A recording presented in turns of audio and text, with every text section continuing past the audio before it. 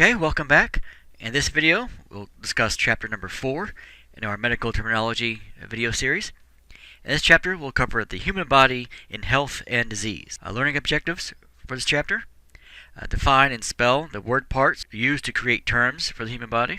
Identify the building blocks and organ systems and the cavities of the body. Identify the anatomical planes, regions, and directional terms used to describe areas of the body. Break down and define the important terms associated with the anatomy and physiology of the human body. Define the introductory terms associated with medical terminology. And lastly, identify the 5 major diagnostic imaging procedures.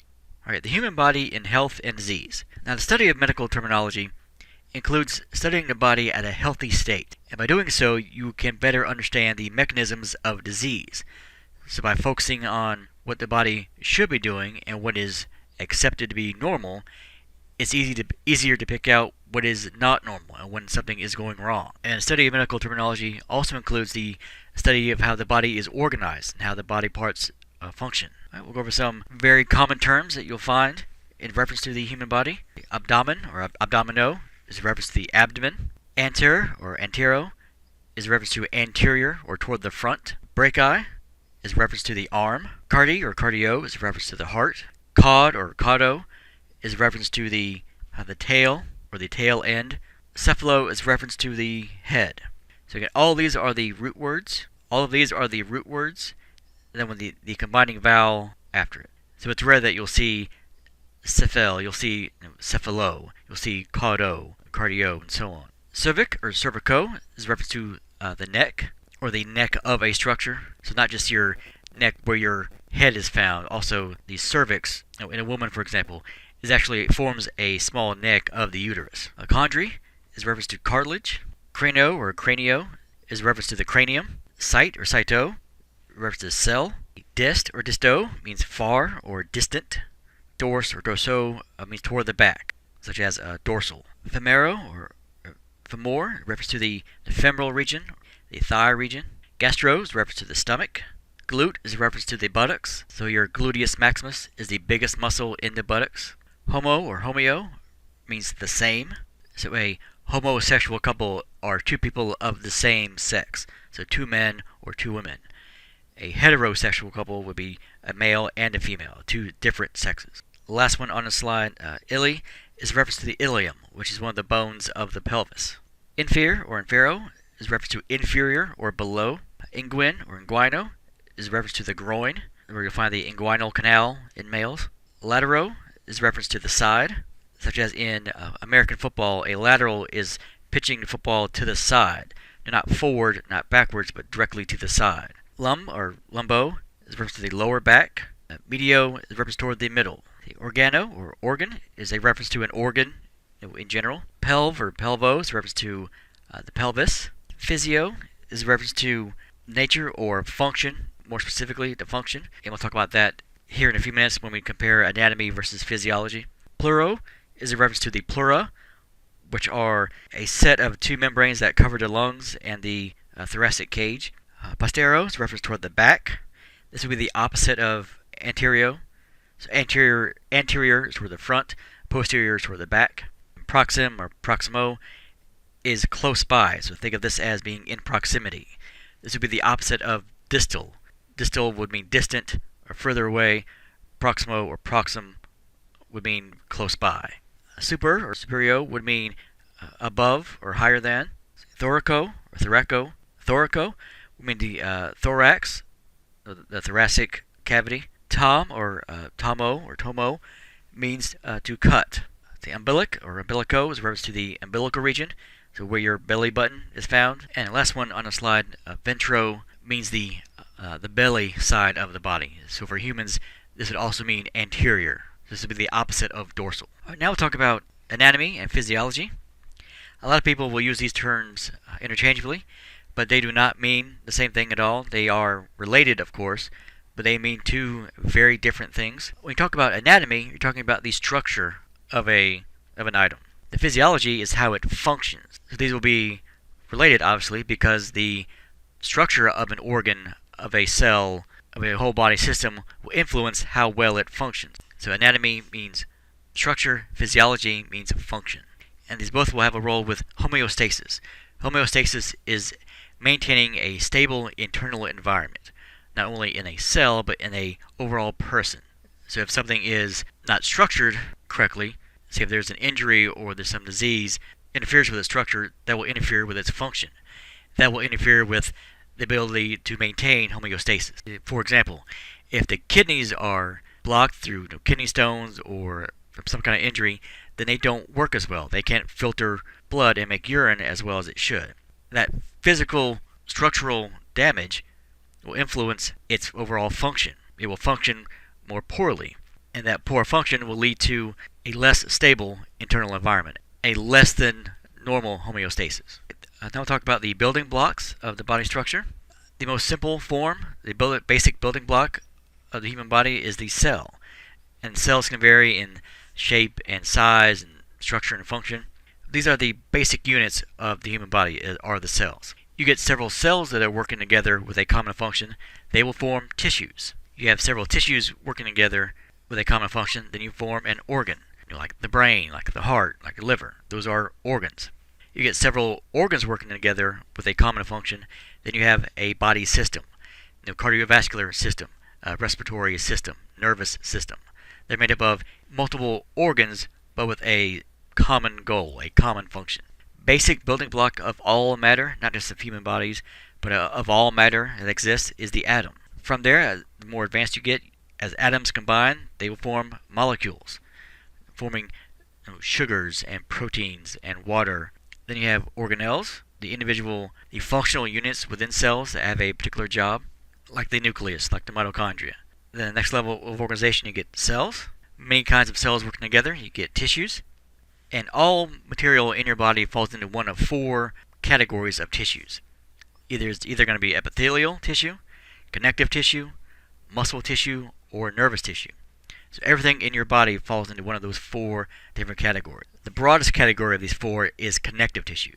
That includes things such as bone in your skeleton, blood, different types of cartilage. This covers a very wide range of different types of tissues. Okay, when you get different tissues working together, you get organs, and these will maintain a certain shape about them. The kidney has a particular shape to it, and the heart has a particular shape to it. And all organs have a general function. Your heart does a function that the kidneys don't do, or the liver doesn't do, and vice versa. The heart has a particular job. The brain has a general job. The liver has a general job that other organs don't do. And some examples are listed here: the stomach, brain, pancreas, skin, so on. Then we get certain organs working together. You get organ systems. The body has 11 body systems, and each system will perform a general function. Breaking down food so your body can use that energy. Getting rid of carbon dioxide as waste. Pumping blood through various tissues of the body.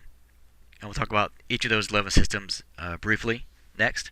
All right, the first one, the cardiovascular system. The major organs, of course, the arteries, veins, heart, and of course, the general function, transport substances both to and from body cells. You want to deliver oxygen to the cells, but also pick up carbon dioxide to get rid of it. All right, the next body system, lymphatic. This would include things such as the tonsils, thymus, various lymphatic vessels, lymph nodes, spleen. And the general function of this system is to remove unwanted substances and recycle fluid to the blood. Respiratory system.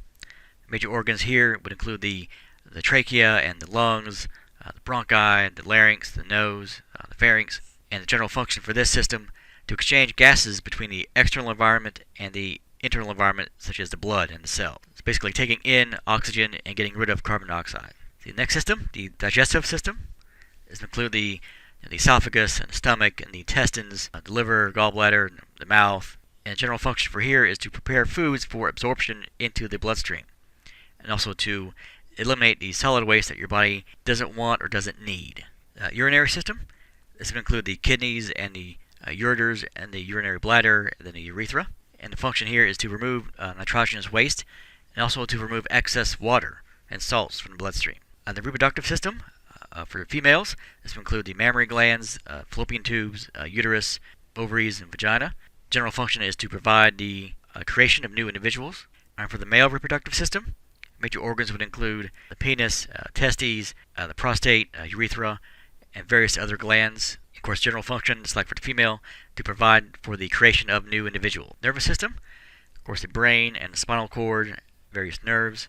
Function here is to control homeostasis by sensing changes in the environment, being able to process information, and then initiating your body's response to those changes. The endocrine system, major organs we find here, pituitary gland, the thymus, thyroid, adrenals, pancreas, ovaries for the females, testes for the males, and their general function is to control homeostasis by releasing hormones into the bloodstream, which will alter body functions greatly. The musculoskeletal system, this includes both the bones, various types of joints, various types of cartilages, and also the muscles. That's why you get musculoskeletal, the muscles and skeleton. The muscles will provide movement for the body parts, and then the bones and the joints will support the body and also protect the internal organs, and also serve as a site of attachment for muscles.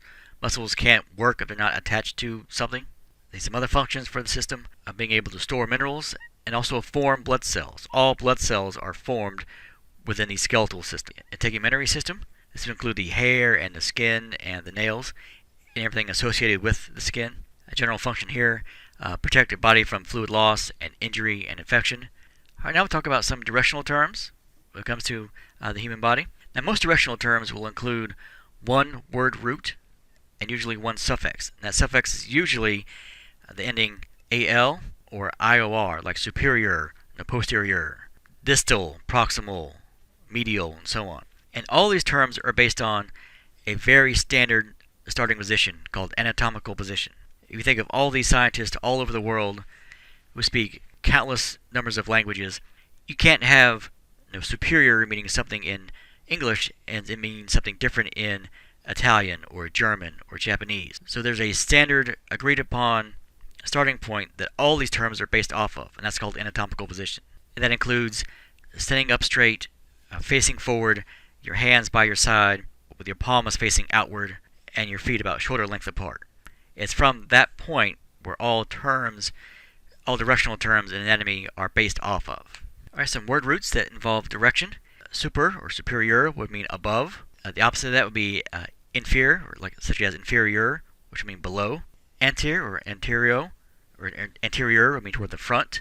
Posterior or posterior would mean toward the back. Midi or medial would mean toward the middle. It's important to remember that these terms, such as super and infer, are going to be relationship based. And what I mean by that is you can have a body part be both superior and inferior at the same time. It just depends what you are comparing it to. If, for example, your chin is inferior to your nose, is below your nose, but is superior or above, say, your hip. It's based on what you are comparing it to. What is it higher than? What is it lower than? Later or lateral would mean toward the side. Proxim or proximal would mean close by.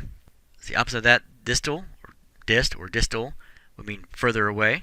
And these two terms are usually in reference to the chest or to the trunk, or the point of attachment. So, for example, your elbow is closer to your chest than your fingers are. So your elbow would be proximal to the chest. Your fingers would be distal to the chest. The ventral, venter, would be on the belly side of the body. The ventral is another term for anterior. We talk about humans. Dors or dorsal is another word for the back. So you can use dorsal or posterior because they are interchangeable. Then caud or caudal would mean toward the tail end. Here are those word roots with the most common suffix ending you'll find with them. Superior, inferior, anterior, or ventral. Those are the same. Those reference the same direction, toward the front. Posterior or dorsal. Those are also interchangeable terms. They mean the same thing, toward the back. Medial, toward the middle. Lateral, superficial, closer to the surface. Deep, more internal. So a superficial cut is not that big a deal. A deep cut is a big deal because it's getting more internal into the body. Proximal and distal. Proximal means close by. Distal means further away. All right, now we'll talk about the various imaginary planes that will divide the body. And this helps to dissect the body into various regions. There are three main planes that are used, and each has more than one term that you'll see used to describe them. The first one, frontal or coronal plane. This will divide the body into a front portion and a back portion.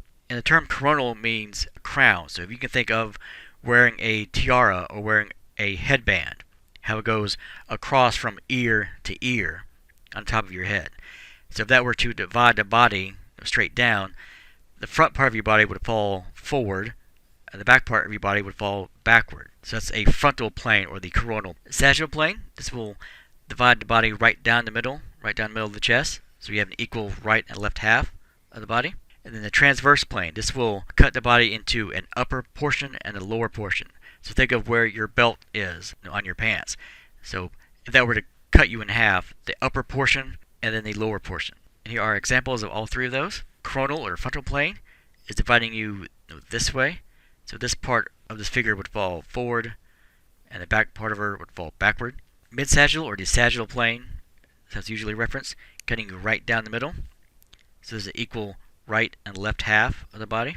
Then the transverse or the horizontal plane, cutting you into an equal upper portion and lower portion.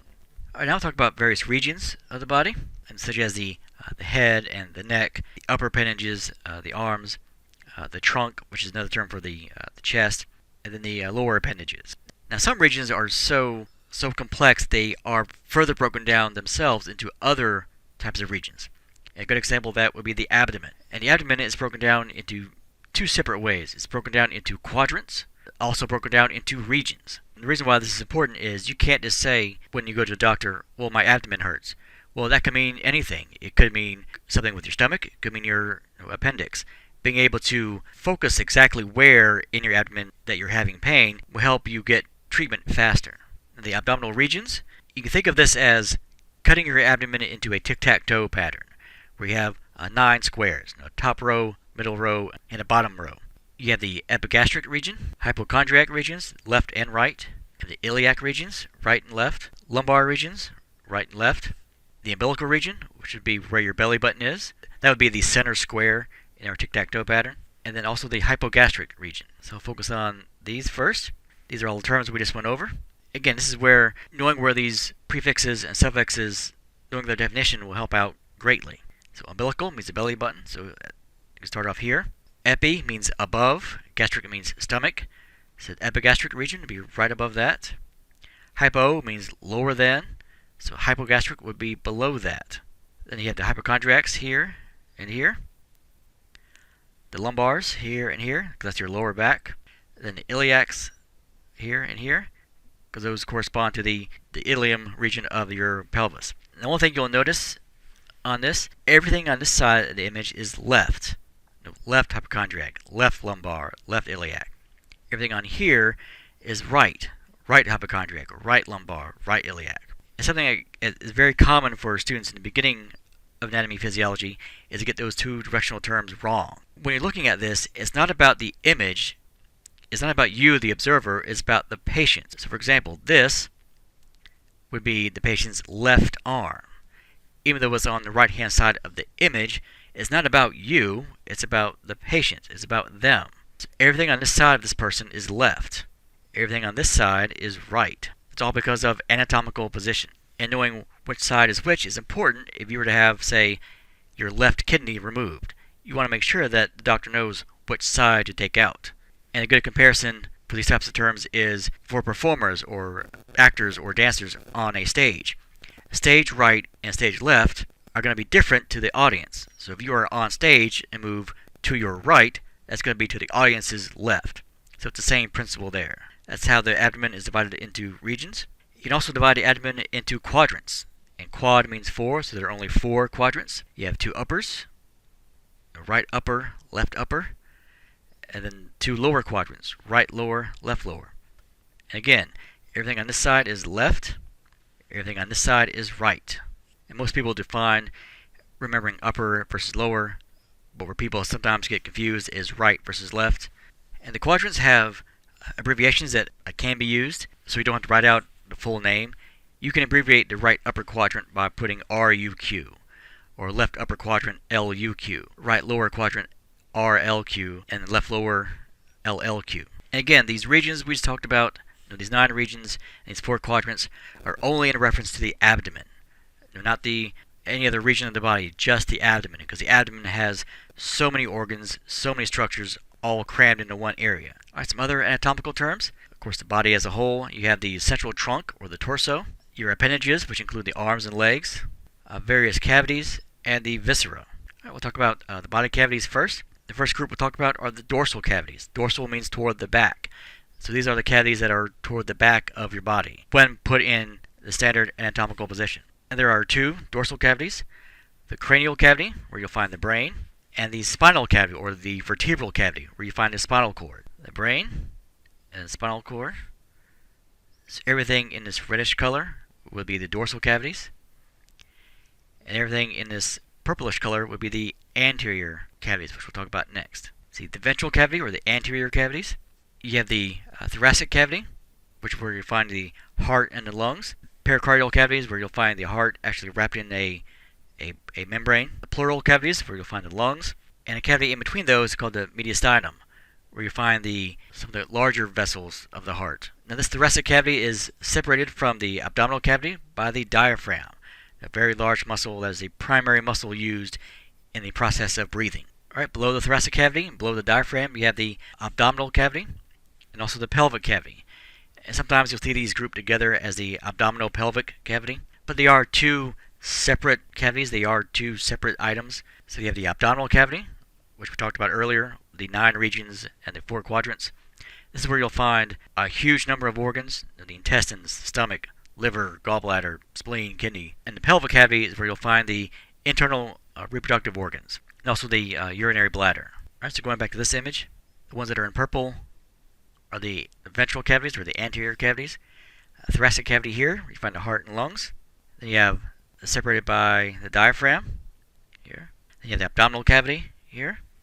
And just below that, you have the pelvic cavity. So these 3 main cavities are in the front, and then these 2 are in the back. Alright, now we'll go over some basic medical terms of the human body. The first one, disease. This is a condition where the body isn't working normally. This could be anything from something very, very minor to something very serious. Pathology is the study of disease. Patho means disease, and logi means the study of, so the study of disease. A pathologist is a person that studies disease.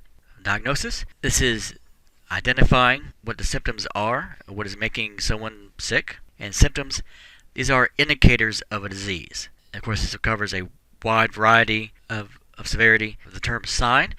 A sign is also an indicator of a disease, like a symptom, but they are different in some important ways. A symptom is subjective, and a sign is not. It's objective.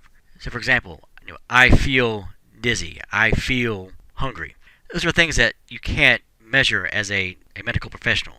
You're relying on the patient's ability to describe how they're feeling. So it is very subjective. A sign is something that can be measured. You can measure a fever. You can measure white blood cell count. You can measure if there's blood in stool, for example. Those are things that are objective. You can easily measure those. Symptoms are not. They are subjective. Next two, acute and chronic. Acute means something that happens very suddenly, very rapidly, and chronic is something very long-term. All right, the next term, infection or infectious disease. This is the invasion and the multiplication of a microorganism, such as a virus or a fungal spore or a bacterium. Trauma is a general term for either emotional or physical injury. And the last one on here, prognosis. This is a forecast for a possible outcome of treatment. Now we'll talk about different types of diagnostic imaging.